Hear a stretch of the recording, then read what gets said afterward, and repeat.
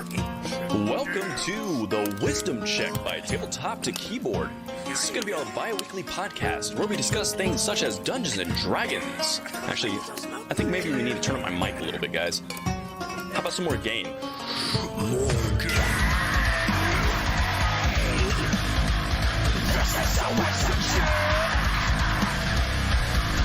This is the intro to end all intros. Talk about Dungeons, Dragons, and Now, I don't think that's proper. This is a family show after all. This is the intro we can use, fellas. It's good, clean fun for everyone. Welcome to the Wisdom Check, where we have wholesome conversations about the dilemmas we face every day. Nah, hold on a second. I got your intro right here.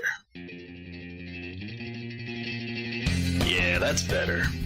Welcome to the Wisdom Check, where I'm right, Jeff's wrong. We're gonna have guests on to talk about it. It's gonna be awesome, because I said so. He is right. He did say so. I don't know. Is surf music the best music for a podcast about D&D? Fuck yeah. Okay. This just in, nobody can agree on our intro for this podcast. So we're just going to start. Welcome to the Wisdom Check. Roll for initiative. Fuck. A 1. It's like every time.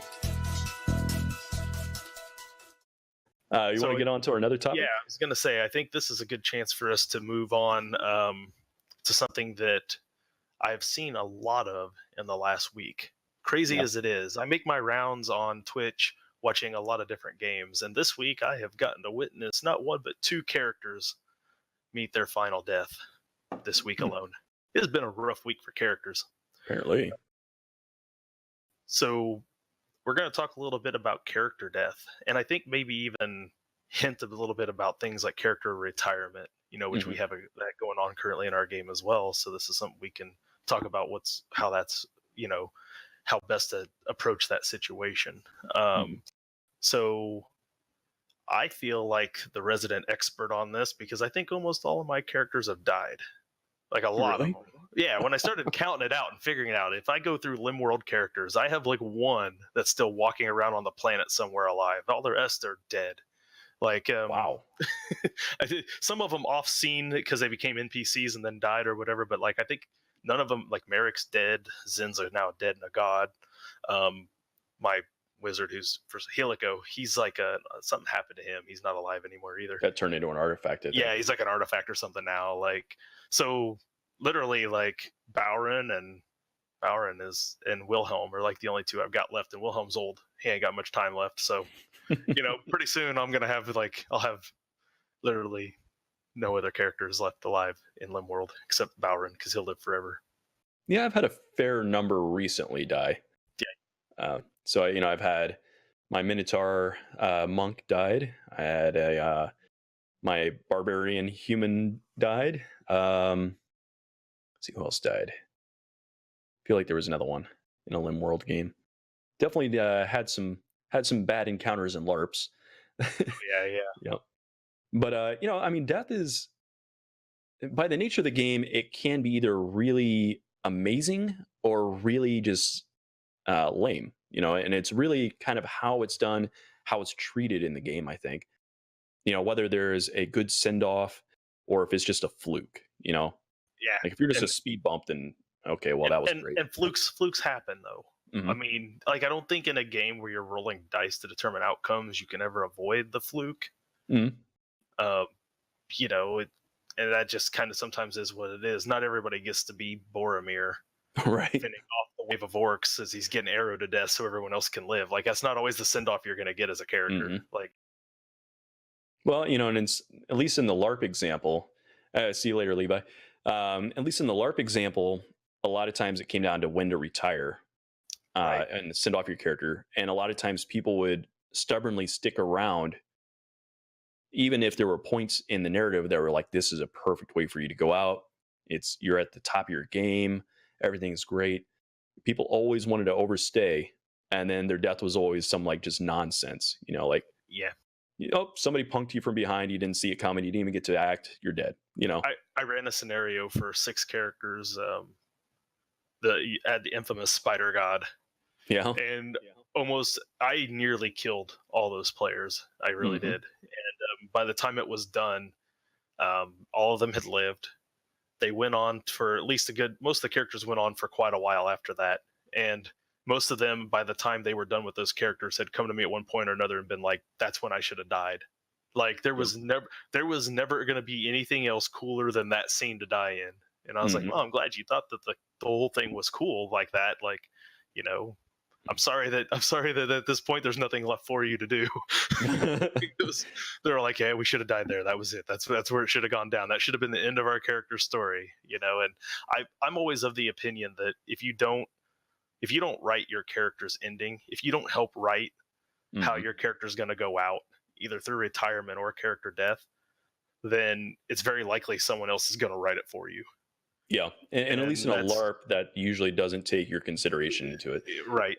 And a table, I think it's kind of the same way sometimes too. Like now, if you hit level 20, a lot of times the game just literally ends. Yeah. And characters just walk off into the sunset. That's what happened with Wilhelm, right? All the conflicts were resolved, and Wilhelm walks off into the sunset, and it's done, right? Maybe to never be seen again, or become an NPC that we run into this time around, maybe down the road or something, But a lot of times, that's it. Like if you don't write your character's ending in some way, shape, or form, you get Luke Skywalkered. You're gonna go out in some way that people are gonna be like, I don't know if that's really went down. Like you get that situation, right? Like you look at it, really how, like, yeah, exactly. So what the point is there was nobody. That's how nobody was gonna write that thing except for the guy who wrote it. So you when you're at a table, like if you don't think about how you want that to go, and you don't work with your DM to work what your character's end is going to really look like as you near the end of the campaign, then you may just be left with the generic walk off into the sunset moment, and that's it. Like there's nothing left for you. Yeah, I think in the tabletop situation, it's a little different because the plot and the story are catered to you as a group. Like if your story is gonna happen. Whereas in a LARP, it's just kind of like you're just a dude, If the DM has that level of power, as we just got done discussing, if you're in a player-driven format of the game, you got to think about those things because you don't have a DM necessarily at the wheel who's going to think about it for you. And that's where you push into more of those kind of LARP-like settings. Even if you're at a table, you're not truly LARPing, but you're not really rolling a lot of dice. There's no maps. You're not really dealing with it. I mean, you're effectively LARPing at that point. You're just in a very small group. But if you're not thinking about how your character will end, then you're likely going to end up with a fluke death. Yep. Well, and I think it's important as a DM, if you're running a game, to look at the scenario you've got going on. And it gets into controversial territory, fudging dice or fiddling with things. But I think it makes a big difference if the player feels like they had a chance, that the scene was worthy of dying in. If they felt like they died due to things they decided to try. If you take a risk, like I'm going to try to jump off this cliff to land on this thing and save my buddy, you have a bit of agency in that. One of the things that could happen here in just a second is I may fall to my death, right? Sure. And you buy into it. So if you fall and you die, you're like, okay, that's just what happens. Or if I don't know, like if a storyteller is like, hey, I don't know, like if you describe like say a trapped room, right? And you show like there's like a skeleton of somebody and it's like crushed into dust on the ground, and you see some like scratch marks on the wall, you get kind of an idea, okay, maybe the ceiling's going to crush us. You at least have a sense of what's coming. Whereas if you just walk in the room and the ceiling comes down and crushes you, and you had no chance, you didn't have a roll to make, there was no way for your character to decide anything besides I just happened to walk in the room. Dying like that feels really cheap. I can tell you this much. I'm not going to mention the names of the games I was watching this week. But one of the two scenarios, a character died in quicksand. Okay. It was a dungeon Interesting. setting. They were down in a dungeon. They're real as far as players go. It's really, that's one of the reasons I really like watching their game, is like are relatively new. And so I feel like you get like the most pure gaming experience ever watching brand new players encounter things for the first time. Yeah. You know, so like watching them fight a beholder. None of them even knew what a beholder was. They didn't even have the word beholder to say to describe this thing. Beautiful. They're just sitting there encountering this weird thing for the first time, and watching how they decide to try to tackle this encounter it's amazing to watch people do that. The downside when you have a group of players like that is that they also make what you think of as kind of like rookie mistakes. It's like they still don't, but they split the party. Oh yeah. And when I say split the party, I mean there was 3 hallways. 2 went one direction, 2 went like another direction, and 1 wandered off the third direction. And of course, the one that wanders off the third direction finds the quicksand. She got to make rolls. She got to make rolls to try to get out. It just didn't go well, and she suffocated and died in quicksand. Then 2 other characters coming back to find her got in the quicksand and almost both nearly died as well. Like 3 out of 5 almost died to this quicksand. So, you know, so it's just a scenario where, like, even if you have rolls to try to get out, it's not necessarily a fulfilling situation, and you could tell visibly that the player was not happy.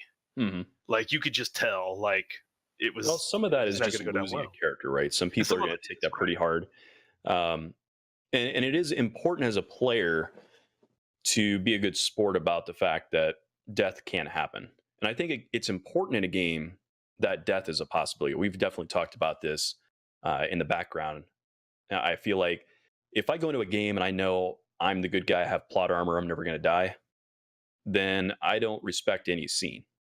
I run in there, you know, balls out, you know, guns blazing, you know, just doing stupid stuff and just screaming, yeah, you know, and there's not any drama to it. And we've been in those situations where our characters were deemed almost like plot armor.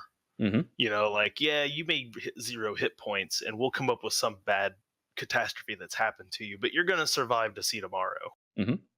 Yeah, we've been in that situation. Yep. And the way I play Bowron, you would think I'm still in that situation. But I'm not. Yeah. But, you know, I think nobody likes to lose a character. Well, I mean, I won't say nobody. Somebody out there probably is a freaking masochist. But, you know, generally speaking, though, it's going to hit you in the gut. You're going to be like, oh, man, I can't believe that happened. You're going to mourn your character a little bit if you really like them. But I feel like if it's done correctly, the scene was interesting. People made it interesting after the fact. Yeah, poor Dean. You know, people paid homage to the character, you know, above the table or in the game. Then I think it makes it a lot better, you know, as opposed to just being a speed bump. Yeah, I think it can. Like sometimes, and this is another thing with Roll20, again, like when you're playing with these online services, if you're rolling the dice, like as a DM, if you're rolling on 20, you can't flub the dice. Yeah. Everyone can see it. The real results are right there. Like if one of those DM tricks to helping maintain this is that, you know, is to flub a die here or there. Well, you can't hardly flub a die. They can see the result. They know what you rolled. Yeah, it's tricky, you know, and in maintaining the sense that everything is fair but also interesting is a very tight rope to walk as a DM. I just think it's part of the social contract when you sit down to play a game that there is a chance at any point in time any game will be your character's last. And so I think that you don't play scared. I don't think you can play scared of character death. But I think you can very much make sure that when you decide to engage or when a combat happens around you, that you play your character. And this is something that I build my characters with the intent of doing. I make sure that every action I take is something that I truly believe is my character and how he would do it. But Bowron doesn't just throw himself in there because I want to get in there and hit things and kill them. Bowron throws himself in there because that's the character I built. He doesn't hold back. He's real savage. He does not. Sometimes he, you know, as Clint kind of jokingly put on our overlay, he has like a death wish. And it's not true. He doesn't really have a death wish. He just literally has. It's almost like death wish. Self-preservation is just kind of almost a second thought at times. But it's just how he is and how his people are. That's how the Wood Elves are. So it's a very much a core part of who he is. Wilhelm was very reserved and he was a soldier. So he was not as keen to just running in, head first and doing things. He was very more calculated in how he approached a battlefield. And those are things that if you're playing your character in combat, if you're still role playing your character in the way he acts and the way he moves, you're more likely going to accept if the fluke happens. Right. If Kodo doesn't throw a lay of hands on Bauer last game and I died to arrows, I died doing what my character loved and what he was supposed to be doing. And I can't be that upset about that. Where I would get mad is if I died not doing something that I felt like my character should be doing. If I was intentionally holding back and not running in there and then we got fireballed and I died from it, then I would feel more like I got cheated because I didn't get a chance to really do what my character should have done. Yeah, and I think something else that's part of it is that if you get killed by a minion, just like a random dude who has no name and no story or nothing, that sucks. You get killed by a named PC that you've got a backstory and a history with and you know what's going on with. Right. That's okay. You can look at that and be like, okay, there was a story here. This is how my character fit into that. Not where I would have preferred to be, but that's where I'm at. And I think one trick that DMs can do to really make that work well is if somebody kills a character, elevate that NPC to something important. Make a plot about it after the fact. Be like, oh, this guy was somebody you saw in the corner, but it turns out this is who he was. We don't use XP, but if you think about how much XP your character's worth and that minion just killed you, he had to level up. Like, he's got to be somebody now. He just leveled up, man. He's got to be important now. Oh yeah, and I think that's a good trick for DMs. It kind of goes along with what we were talking about before, having those kind of plot skeletons, improvise a little bit and flesh it out. If you have a moment that occurs in the game that was unexpected, like a fluke of the dice that kills a character, make it interesting, make it part of the story, develop it out, flesh it out, give a place for the players to explore. And if they want to go in and get vengeance, hopefully the character lives long enough to come back like that. Yeah, just like the orcs in the Shadow of Mordor game. It's just some random guy on the battlefield, but suddenly he ranks up and now he's a lieutenant and he's got like some interest in hunting you down and all that kind of stuff. And I think what's hard sometimes with that scenario is depending on your battlefield makeup, it's hard for NPCs to get away. Oh, it's almost impossible with players. Like, just take a example from one of our games, right? From Everstorm. We had the encounter in the swamp where we ran into the traps. And me and you got hit by the trap pretty hard. Oh my God.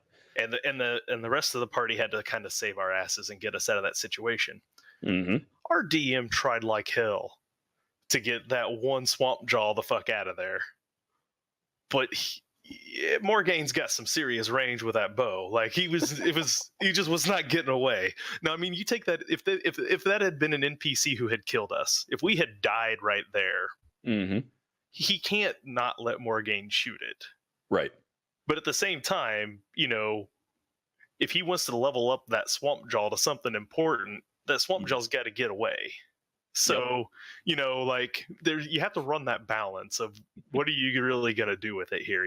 Like random swamp jaw sets traps, we fall into it, we die. So now he wants to make this guy a more important, person, but it's hard for those NPCs to get away.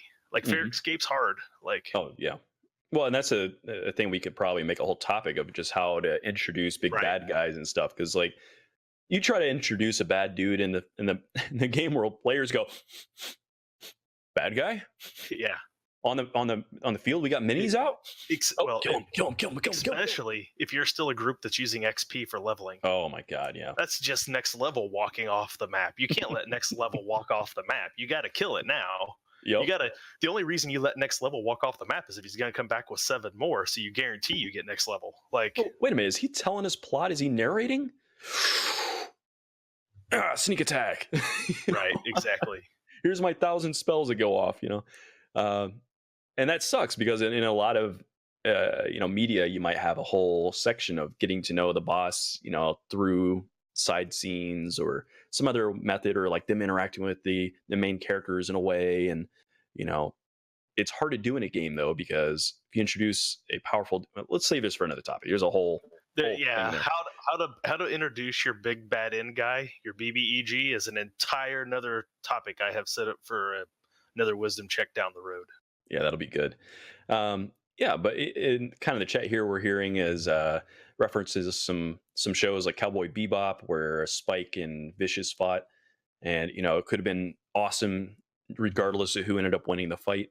Because there was a lot of build up. You had a full fleshed out narrative there, and in either case, it would have made for a very interesting outcome. Yeah, what's harder with D&D is often you're not one-on-one. Oh, almost never. Yeah, you're 1-on-5, or you're 2-on-5. Hey, thanks. Yep, thanks, Jazz. We actually have somebody who knows how to do it. our tech guy is back this week, as you can tell. Everything looks and it sounds much better. Yeah, funny story. I actually got that working right after we finished, but it was too late. Anyway, yeah. So like the dynamics of death. I mean, you have to treat it with respect. I mean, it is again that social contract thing we've been talking about. You have to, as a DM, really pay respect to your players and the time they're investing in those characters. And as a player, you have to respect the game for what it is, the DM work they're putting into it, and be a good sport about the fact that you're losing a character and not, pouting about it or checking out or whatever. Like going into it and saying, you know what, that's something that can happen in the game, and I'm going to set a good example of how to move forward. Right. And we don't always see that. I mean, you get some players in like a LARP setting, had a whole rule called the Inigo Montoya clause that you couldn't make a character to come revenge yourself. or our most famous case of this ever was Orangebeard the Zealot, who literally reached up and grabbed the guy who killed him and said, "Avenge me." Which, can't really, unless you're going to commit suicide, you can't really pull that off. But yep. So yeah, I mean, it's just you gotta pay people respect and make it worth their while, and it's not easy. I mean, because you don't also want to, like we were saying, have kit gloves on all the time. If people know it's nerfed, there's no risk, then there's no payoff for anything. Yeah, I mean, I just started a new game at the game shop, my local one, and in the first game session, they're all level 1, and one player in particular, brand new, he's never played D&D before, and I may or may not have killed his character in the first game. Oh man, first level's rough. First level, like you said, sometimes fluke things happen, and this was one of those situations where, because they didn't pull off their tactics exactly right, he suffered for it. A couple of them almost died, but he did in fact hit and failed his 3 death saves, so he was dead by all rights. Oh man. So he was willing to make a new character, and I was like, no, look, you don't need to make a new character. I'm like, we're gonna let the paladin have a chance to do something pretty epic here and actually save your sorry butt. So you had to make some serious medicine rolls, dump the lay of hands in there, and they bring him back. Now there's going to be some ramifications of it all, but he is at least alive still to continue to tell his character story. Excellent. So you get to work around those things. Like sometimes you can defy death, you just can't do it very often. You can't make it feel like it's not on the table, like it's got to be there.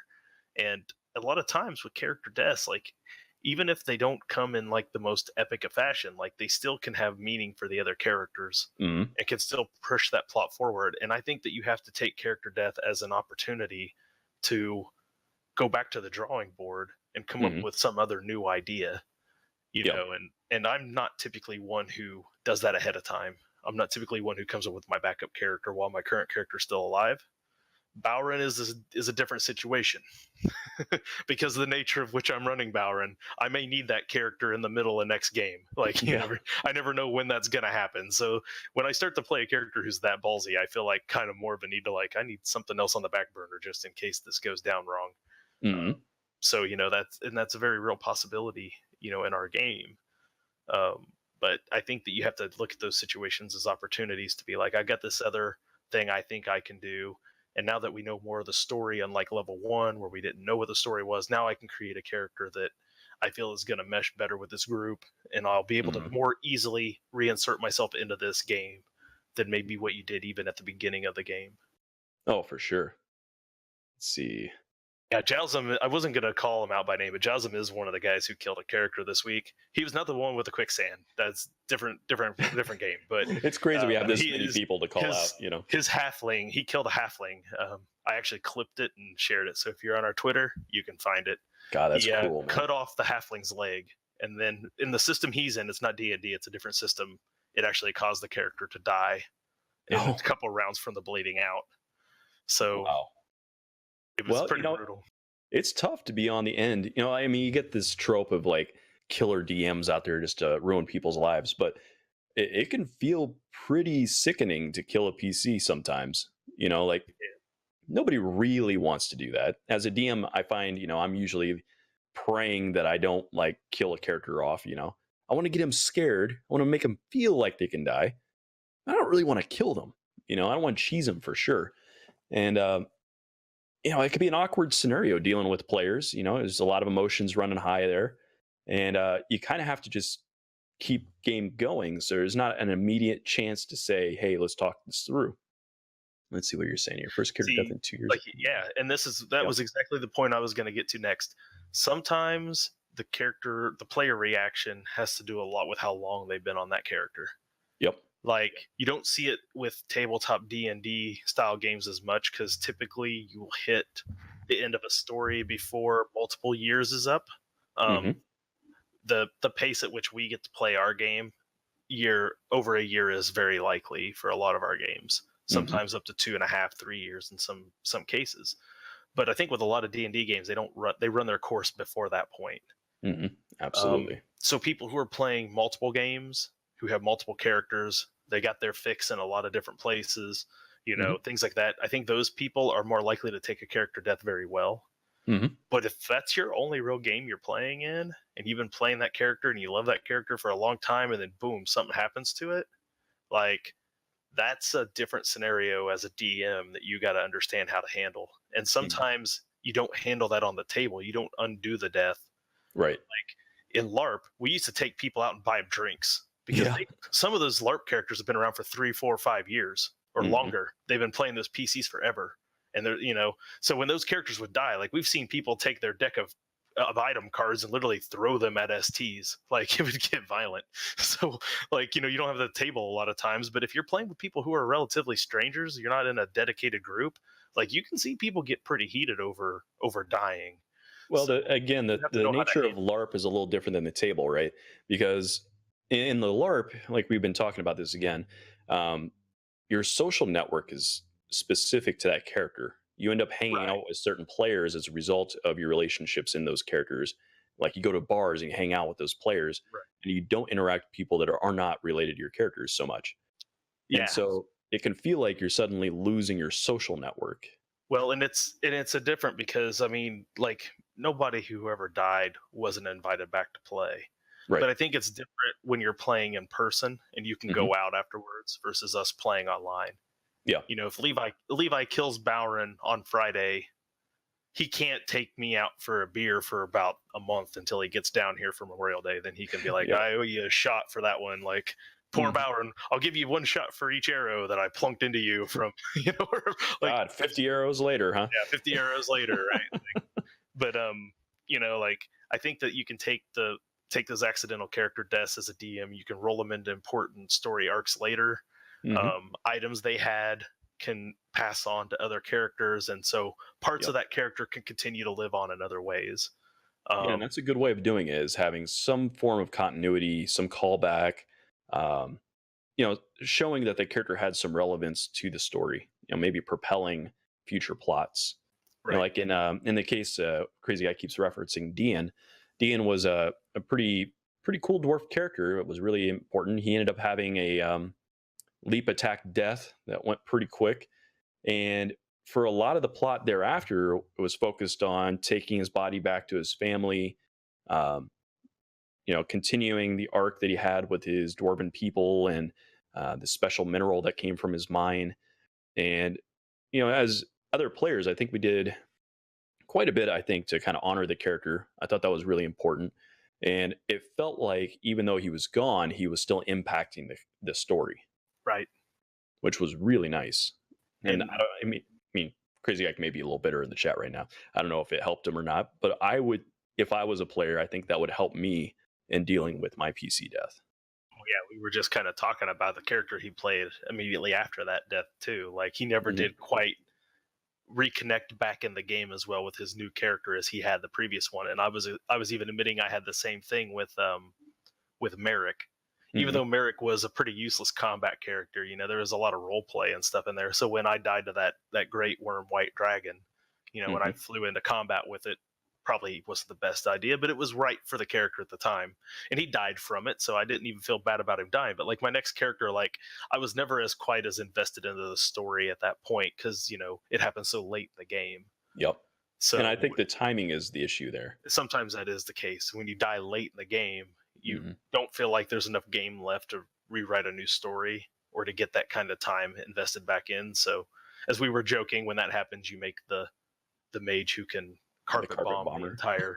the entire map. You know, that's what you do, right? When you aren't sure what else you can do, you just carpet bomb the maps. Damage, cannon to cannon damage. Right. Yep. Yeah, So it's tough. And I think, you know, one of the other things we were going to kind of get into a little bit with this is also like character retirement. Mhm. You know, sometimes, and we're having this situation, like again, you know, where the guy playing right, and he's been, you know, he wasn't feeling the way the character was going, you know, so he decided he wanted to play something different. So now you got a whole other scenario as a DM. You got to be able to handle death. Mhm. The character now you could decide. Your But audio I'm not is positive that's pixelating a all little it bit does. there. Hold on just a second. Am I? Yeah, I'll let you kind of catch up a little bit. At least on my end, it sounds like you're super robot-y there for a second. Is Yeah, try Discord again. having problems? Yeah, give it another go here. Didn't mean to break your Is flow. Discord? No, it sounds good. Sounds good now. Sounds good. Are we back? Yep. Okay, Yep. we're back. The internet must be having a hiccup around here. So, as I was saying, like, so when you're dealing with like a character where the player's not enjoying it, wants to retire it, and you've got them stuck in the middle of stories and in the middle of these situations, like that's another situation where switching characters, you have to incorporate the new one. You got to figure out what to do with the old one. In our situation, we're stranded on an island, so like where he can't really go anywhere. So he's just right over there. Yep. You know, so you know, you have to, and as players, you have to help that process along. Like I can't just go over there and decide I want to talk to Wright and a whole bunch because I got to start talking to Kodo. You know, like I got to start finding out who this new guy is and what's going on with him. You know, and how we're going to make him be useful in our group until it becomes apparent he's actually part of the group and that Wrighton's going to go on his own way. So, you know, those are almost, they're kind of a separate issue than killing, but they're kind of related because I think the tendency for a lot of people is well, let's kill him. And I don't know if that's always the right answer. No, it's not. It's not.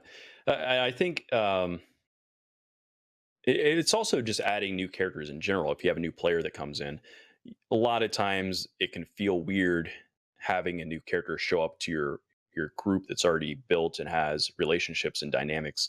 And there is some element above the table of having to suspend disbelief a little bit. You know, like maybe we have really suspicious characters who don't like outsiders, but you know, Bill over there is coming to join our game. We want him to play the game. So when Bill's character shows up, sure, guy in the dungeon who looks super shady, yeah, come on in. You're part of our crew. Let's go. You know. Well, and I think some of that is just a matter of the DM or storyteller doing the proper work to introduce the character in a way that makes more sense. Like in our case, we just freed a bunch of slaves, and so you know, Kodo was amongst them. So we've helped liberate these people, and now we got one that wants to help us. It kind of makes sense. You're not necessarily cautious or too questioning of this guy, other than you do want to know a little bit about who these people were. Just because they were enslaved don't mean they're good people, right? You know, so you do have to kind of like, all right, so who are you? What's going on? You go through the usual steps of introduction, right? Hey, and then hey, welcome aboard there. So you know, you go through those steps of trying to interject the new character in, because I think that, and maybe this is another topic we say for a wisdom check down the road, is how do you get that new character to be actively involved the way the previous character was. Because like we said, we kind of had this struggle in our group, even like new character dies, character retires, new character comes in. How do you make that character move forward? And how do you, as a DM, maybe help really push that to make it work, you know? Well, as a player, you have to be involved in it, right? If you're checked out as a player, there's not a whole lot that could be done, right? Right. So it really has to be, again, people working both ends of the table to make it work out well. Now, with the case of Wrighton retiring, it's an interesting dynamic because as a player, I kind of knew that he was wanting to retire the character for multiple game sessions. And we get to the scene and I'm like, well, okay, he's retiring the character. That's clearly what's happening. There's a new character over there. But because we're so narrative focused, and in particular character focused, there was a strong drive to honor that and say, hey, Stonefly, come on. You haven't watched the episode yet? It's been like a month. Anyway, it's because of that, you kind of, you want to honor the character relationship and contest it and say, hey, no, we don't want you to leave, you know, like that kind of stuff. But above the table, you're like, okay, let's just get done with that because clearly he doesn't want to play that character. Let's play the new one. Let's go, you know? Right. And so it's an interesting dilemma to have. And, you know, it's in character and out of character reactions are very different, you know? Right. But again, it's part of that social contract and knowing we shouldn't push too hard on Wrighton to stick around. We need to, you know, allow this transfer of characters to occur because it's going to occur, you know? Yeah. And, you know, I mean, we're kind of fortunate that I think 3 or 4 of our characters at the table all have the ideal of freedom. So like my character's like, yeah, well, he wants to leave. He's a grown man. I mean, he's a halfling. Looks like a kid, but he's a grown man. I promise you, he can leave if he wants. Like, other than we're on an island, we don't have a boat. He can leave. You know. So once we solve that problem, he can go on his merry way, and I'm not going to stop him. You know, because that's just. So you always find a way that your character can accept these sorts of changes because you know they're happening above the table. And you know the best thing you can do as players is to create a situation that allows for good role play, allows for good character development. And again, this is not a chapter of your story you intended to write. Right. But now it's a chapter of your character's story, just like it is the guy who's changing, the character that's leaving, and everyone else at the table, because you're telling that cooperative story. So you have to think about how you're going to make that work. You know, that wasn't what you thought was going to happen at chapter 10, but there you are at chapter 10, and that's what's happening, you know? Yeah, it'll be fascinating to see how that plays out, what the new dynamics in the party are going to be. Because again, that's another thing, is that the party itself, I think, is a character. You know, all the characters combined together in a Voltron kind of way, that their inner relationships is itself a type of character. And it's definitely going to be a different character now that we have a different character, particularly strongly different character in personality. You know what I'm saying? Yeah, for sure. I mean, a lot of things with a character change can change the dynamics of your character, as far as like, if you look at who's doing a lot of the talking or a lot of the role playing in like social situations. You know, like you have a character who's like a bard or something of that nature, very social, very outward, and that character's gone. The next time you get in a social situation, depending on what they bring in with a new character, you're going to be looking around the table like, hey, okay, so which one of us is talking to the NPC guy now? Because the guy who usually does the talking is not here anymore. You know, the A team lost face.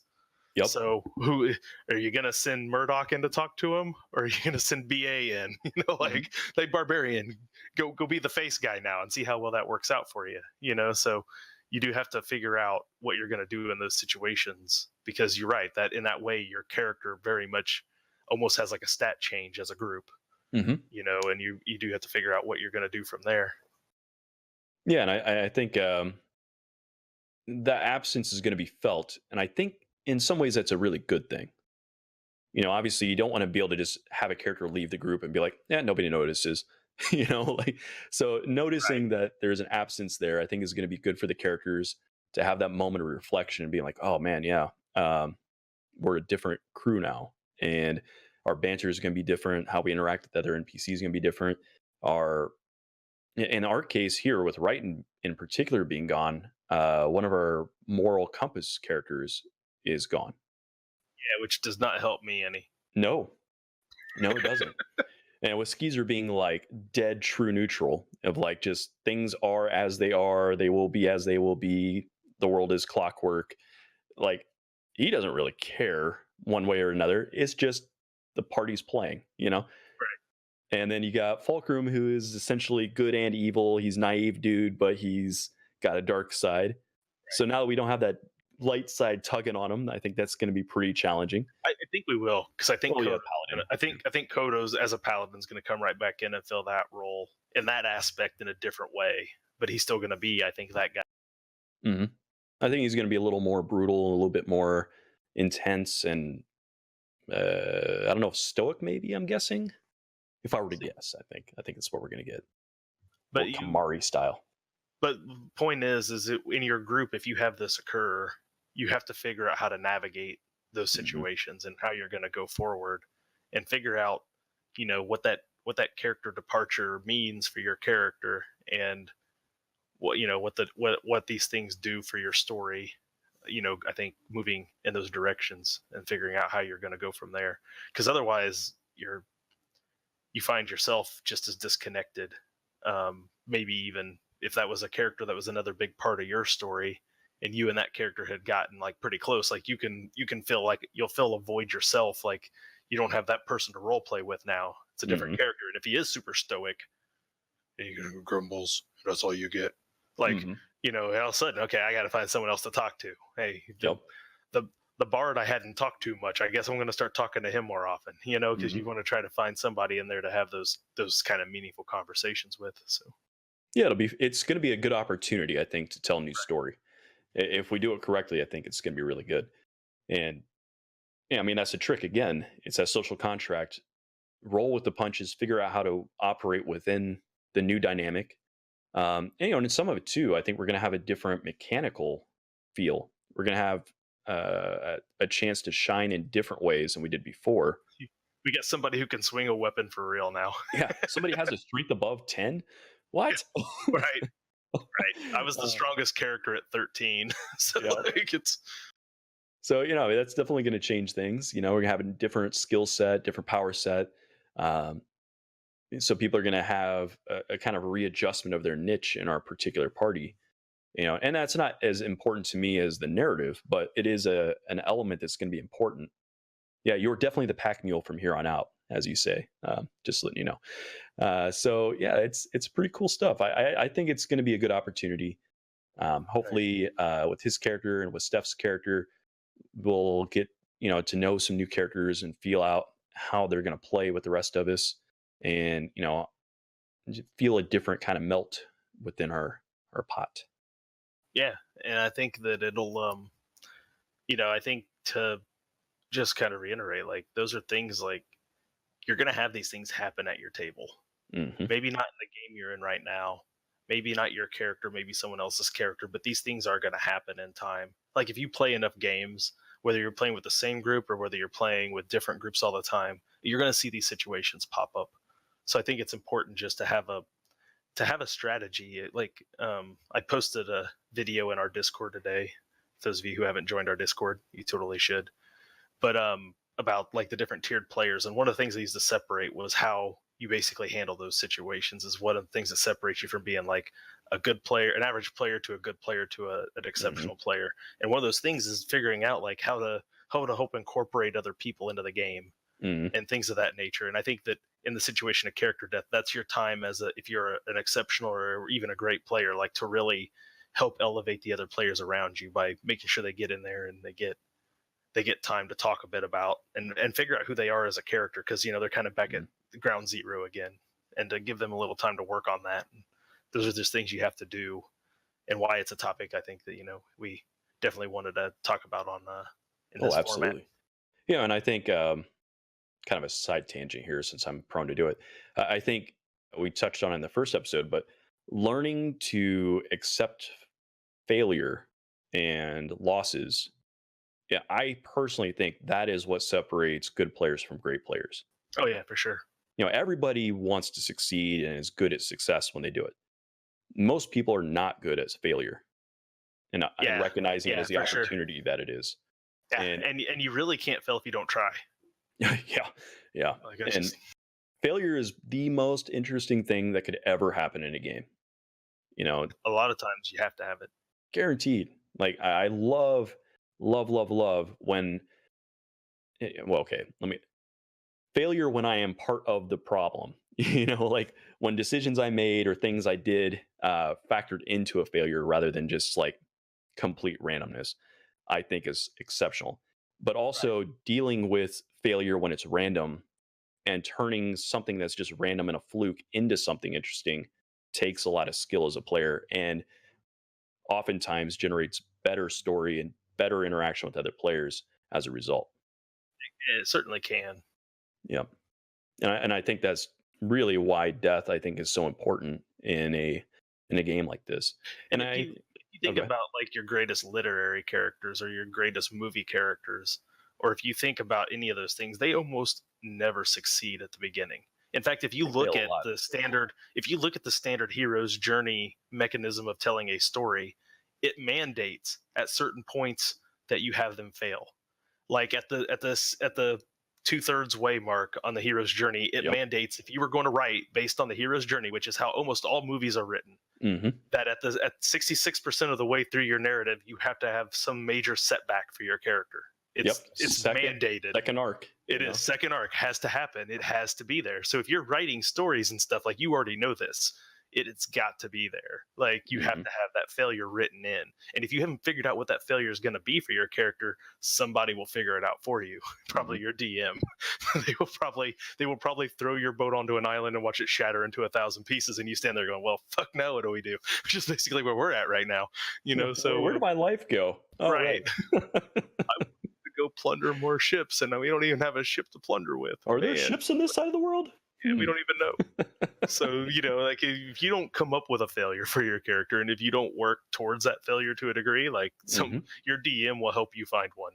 It's almost guaranteed to happen. If he's worth a salt, you'll find one. Yeah, and I mean, that goes back to that DM player power struggle. You know, if you're a type of player that doesn't accept failure and wants to just have a power fantasy the whole time, you're missing out on a lot. You know, a lot of great opportunities. And on the flip side, also, if you're a DM who has this arc pre-planned, you know, here's game 4, this is where the bad stuff happens to the players, and they're going to be sad, and then the next one is this. It doesn't go well. like we were saying earlier, novels don't make the best games, and games don't make the best novels. You can't write in you can't say at level 14 they're going to have a setback. It's going to be horrible. You know, like, you can, I think narrative wise, you can determine that, like, this group in this setting is going to, even if they win their part of it, the force that they're working with loses this battle. They succeed at their mission. The group with the bigger, larger army, whatever it is, falters, and they have to fall back to Helm's Deep. Like, you know, it doesn't matter how good they did. It doesn't matter how good Aragorn was or Legolas. They had to fall back to Helm's Deep. They lost a lot of ground. Like, sometimes you can write a little of that in, but on the player level, like, if the dice are going their way, there's nothing you can do about it. They're going to succeed. So you just have to wait for those opportunities when the dice don't go their way, and then really figure out how to capitalize on that for a good character moment. Yeah, you got to let people enjoy themselves. You know, and if the plot arc is bringing a lot of joy out of the players, and ride it into the sunset for a little while, you know, like, and if some drama is coming up and it's leading you that way, then great too. So we got a chatter here, the Island MMG, who I found this week and actually started watching their game, and it was amazing fun watching for the time I got to see them. He says here that 50% of his group can't wait for someone in their campaign to die. So my question for him is, if he'll respond here, is what is the 50% that wants someone to die going to do when it happens? Yep. I'd also, you know, that's what I'm curious is what's going to happen when it happens. And I assume that they don't think it's going to be them, and it'll be someone else, right? And they're not like, I can't wait for my character to die. So I'm wait for his character to die. You know? Well, the other thing I think is interesting, I have a feeling the more X's and O's dungeon diving type of player that has less of a narrative investment is more open to and accepting of PC death. That would be my guess. And I think that, they're excited about the fact that, oh man, this place is super hard. I'm going to overcome it. I disagree with you. Oh, here we go. I disagree with you, and I'll tell you why. Because maybe early on, but by the time you hit a certain level in the game, that character, it's like losing your MMO character, like having your account taken. All the gear and stuff you had on there that helped in your mind make that character a part of who he was, because that's how your character forms his identity. What makes your fighter different than the other fighter a lot of times is what gear you have, what skill set you have. You could roll effectively the same fighter right back up at nearly the same level. You're not losing anything on a what can you do on the table sort of deal. But I'll tell you what you are losing is all that gear. Mm-hmm. So if you had a certain set of gear that you really liked, you had a really cool weapon, and then your character dies, and now you're starting over with out of the box, same level fighter, built mostly the same. You don't get the gear back though. And I think for people who are mechanically inclined, a lot of that gear is a large part of their fun of that game. And so I don't think it necessarily has to end that they don't have a story they're losing, but they definitely have the gear. Yeah, so the chat we got here was, he was saying his group is 50% power gamers. So maybe the kind of same element. I guess as a power gamer, you want to push your limits and see your sheet go to the limit. From what I saw of them, I think that's probably right. Mm-hmm. And then Stonefly says she likes to know that her DM isn't afraid to kill her character, but she doesn't want her character to die. Oh yeah, so like I said, tension is good. Yeah, nobody wants to be that person who loses their character. So well, and I think that's the thing. Like, you need the fear of something that you don't want to have happen, the consequence that is negative, to make everything else meaningful, right, in the game. Yeah, and I am curious too. Like, so with this concept of losing your gear and your character, and that being the thing that drives the X and O guy, that's definitely the case. But is that level of shock and setback, do you feel like that is as heartfelt, I guess, as the narrative focused player that loses a character arc, story, relationships, persona, voice, all that kind of stuff? I guess that depends. I can see in a situation where you have things like the Adventurers League and where you have Pathfinder Society, and you have these places where your character isn't just your role play story, but when you have there's status structures kind of within those things, and you lose all of that, I think that's a bigger deal for those mechanical people, because those societies are not necessarily heavy role play societies necessarily. That just is what it is.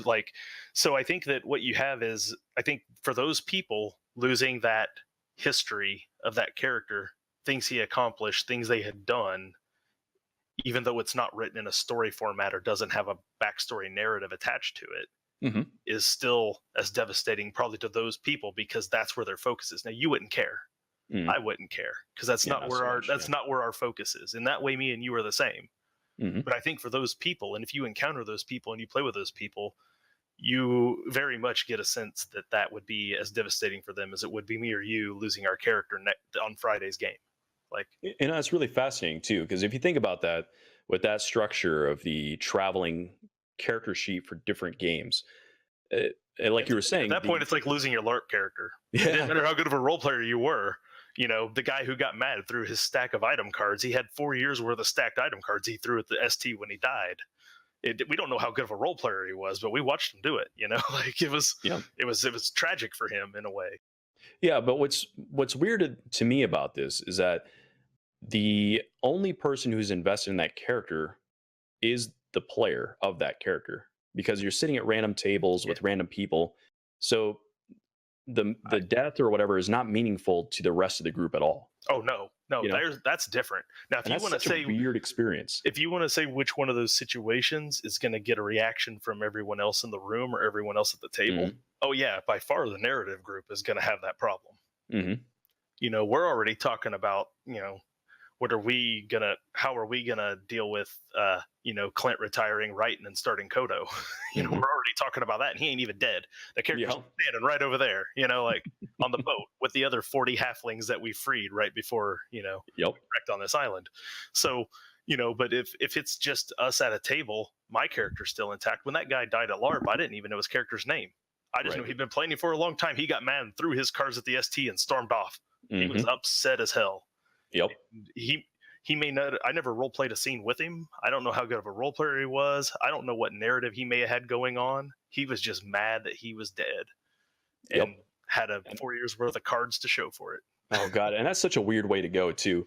Like, hey, I'm moving just to visit this game over here that's in a different state. I just happen to be in town. I'm going to stop in the game, and this character I have no background with, no story arc with, no interactions at all, killed me. Well, and it was just a freaking speed bump to that character. And now all of my narrative, all my interactions back home are done. And nobody got to see why. I've started, like I said, going to this game shop locally, and they have Adventures League games there. And when somebody posts on the Facebook group, like, hey, looking for players for this Adventure League game going to be on Friday, you'll see people responding like, I've got this character, this character, this character at these different levels. Which one do you want me to bring? They don't have a character. They got like 4 or 5. Like, how invested are you in all of them? Who knows? I'm not saying you can't be, but the point is it's not like they're looking at this game and they're going, oh man, I really need this character to get in there. Here's the one I'm putting up there that I want to play. They already have these different characters that do different roles set up and ready to go. So how invested are they in any one of them? Maybe not. Like that was I think maybe the difference between something like Adventures League or, Pathfinder Society versus like what we had maybe with a LARP setting. Cause there you really only did have one character most of the time. So, but yeah, again, I think that you get attached to your characters for different reasons in the same way that you get attached to your games for different reasons. The same reasons when I'm on here going through Twitch's D&D channels, and I hop around a lot, as some of you out there have probably learned. I can find games where they're doing like Tomb of Annihilation, and for that hour and a half that I'm watching, maybe there's not a single bit of character role play during that entire time. But those characters are the players are having a great time. They're enjoying this entire experience, figuring out the puzzles, figuring out those things. If they were to die in that scenario, like, they might be upset that they just didn't complete the mission. Right. That's a bigger deal sometimes with something like Tomb of Annihilation. You'll hear people talking. If you go onto a forum talking about Tomb of Annihilation, what you see a lot of times is people talking where the total party kill happened. Not just a character death. The entire party didn't make it past room X, as though it's like climbing Mount Everest. How high up Mount Everest did you get before you turned around and came back? And that's basically how these discussions go. And when you see the DMs talking about it, it's like, hey, this encounter in X, how did your players tackle this? Because I want to be prepared when they get to this room in this game. So I have a good idea what to do. If I move the guy from here to here, do I have a tactical advantage? So like, I think when you talk about some of these things, like, I think, some of it, you're almost daring in some of those cases to die. And so you accept it maybe easier then. Like, yeah. I mean, I think that's the expectation going into something of that nature, like the old school, versus Curse of Strahd. I don't think anybody wants to die in Curse of Strahd. Right. It's very roleplay heavy versus Tomb of Annihilation. But that old school style of modular death trap dungeon is a different expectation. You have a different social contract walking in there. As a player in ST, hey, this is an endurance trial. Right. Chances are 90% chance you're not going to win. But if you win, it's going to be awesome. Right. And so what you're doing as like what your motivation is in that particular scene is very different. So your opinion of death, I think, is very different. Well, I went to my wife she runs 5Ks and half marathons, and I went with her last weekend to one, and I went to the 5K, and it's always interesting when you go to, cause it's 3.2 miles or something like that, and it's always interesting because you see people, like, there's people from the band running with their sousaphones the entire thing, their sousaphone on, people in penguin suits and banana suits, people in tutus. When you go to watch the half and the full marathon, ain't none of those people in those outfits there. Like, when you're doing something that's that strenuous and it's a challenge just to complete it, like a lot of that fluff fun stuff goes right out the window. It's serious. They want to get through it. They want to beat it. They want to do it in maybe even as few sessions as possible. It isn't even just how well did you get there? How well did you decimate and handle this thing? Is like a sign of pride as a player, like that you made it through. Like you get to put that 26.2 sticker on the back of your car and drive around with it, you know? Oh, for sure. And I think if that was the expectation walking in, like, hey, this is what we're doing, I would totally get on board with that. It would be fun. And I mean, we're role play transit character like players. That's usually what we enjoy. But if you told me, like, I want to run this thing and I want you guys to see if you can just make it through there, make the cheesiest combat character you can, and we're gonna do this, I'd be like, down, let's go. Like, let's get it. You don't have to necessarily just enjoy one style of game. Yep, exactly. Well, we are at the hour and 40-minute mark, so I think maybe opening up some questions for the audience would be kind of a smart thing to do. Let's see if there is any. I didn't see any pop up in the Discord. I will check the Twitter. Go ahead and take one from the stream chat if we got. Sure. So if anyone out there has a topic or a question or something that's come up in your games that you'd like to hear us kind of go in on, let us know. And we'll give you a few minutes to kind of come up with that as we're kind of scanning the rest of the interwebs for anyone else who may have written something. And if we don't have anything to say, maybe we'll continue on this topic a little bit more. But still trying to feel out what our length of time is going to be on this show, really. I think the first time we set out, we were saying an hour, and then it ended up being 2 hours. And it looks like we're kind of working that way again. I think 2 is just what it's going to be. I think that's just what it is. I mean, and one of the things that I go ahead and just talk about this for a bit while we're looking at some questions here. We are looking to have guests on the show. That is something we're working towards. We wanted to get our first couple under our belts to figure out our formatting, like you said, to figure out our pacing and our time length and some technical issues, that we did have there along the way. And once we kind of get a feel for that, we do want to start having people come on here as guests and talk with us. And so I think that's going to adjust our time a bit too. Once we start having a third opinion, we may cut it down to maybe just one topic and then giving them a chance to talk a bit about their game, what's you can find them, let them do a little self-promoting and stuff in there too. So that is something that we're moving towards. So if you have interest in being on here on the Wisdom Check with myself and Jeff, you can hit us up on Twitter, join our Discord. You'll probably have to be in our Discord in order to be in here and be on the screen with us. So you will have to find an invite to that. And so those are things that you can do if you want to be on here as a guest. And I do have a bit of a line starting to already form. So nice. I'm pretty excited to get a chance to have these people actually come on here, share screen with them, and talk game. So it'll be great. Yeah, I would definitely like to get some female gamers on to talk about some issues in gaming that may pertain more to them, and kind of bring that kind of side out a little bit more. So that'll be great. And also, we got a question here from Crazy Ike, our own. Again, talking about retiring his character here. So he's asking what should be done if you have a character who retired, didn't die, and didn't leave. So they're kind of hanging around like Wrighton is at the moment. And, some of the questions about that in particular he has is, should you keep playing that character or let the DM take over? In my opinion, obviously you don't want to keep running 2 sheets. Hopefully the DM is keeping that other NPC, this now NPC, off the main stage. But when that NPC shows up, I think it makes sense for the original player to voice that character. I've played in a few games in my career where players have been allowed to run more than 1 sheet. They were not necessarily as mechanics driven as you would expect those games to be. One of them very much was a very much X's and O mechanics game. And I was the only real role player in that group. And that's another story for another time, how I handled that. I had them all role playing by the end of the dungeon. It was fantastic. Again, that's another story for another time.